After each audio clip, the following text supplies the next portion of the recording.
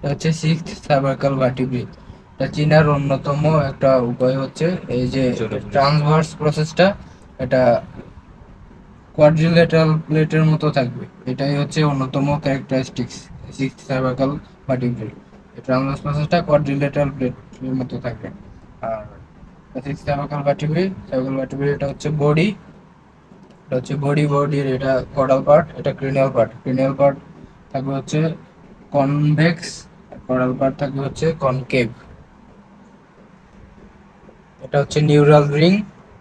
আর এটা হচ্ছে spinous process. এই দুইটা, এই যে আর্টিকুলার ফেসিস দেখা যাইতেছে, দুইটা আর্টিকুলার প্রসেস, এগুলো হচ্ছে ক্রিনিয়াল আর্টিকুলার প্রসেস, এখানে একটা এখানে একটা।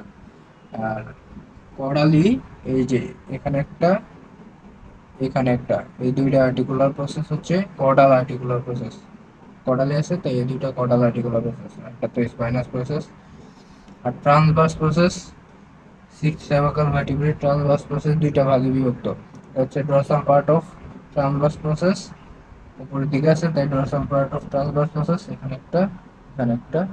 আর এই দুইটা হচ্ছে ventral part of transverse process. Ventral নিচের দিকে আছে তাই ventral part of transverse process in the form of A quadrilateral plate, মানে চারকোনা প্লেটের মতো দুইটা transverse process, ventral transverse process.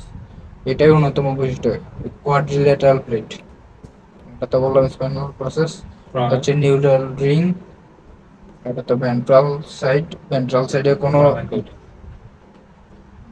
সাইডে তো কোনো প্রসেস থাকবে না, ভেন্ট্রাল প্রসেস অ্যাবসেন্ট। আর এই যে ফর ট্রান্সভার্স প্রসেসের এইদিকে দুটা বড় লার্জ, এখানে একটা আর এখানে একটা লার্জ ট্রান্সভার্স ফোরামেন ট্রান্সভার্সারিয়াম, এই দুটো হচ্ছে লার্জ ফোরামেন ট্রান্সভার্সারিয়াম। এই তো শেষ।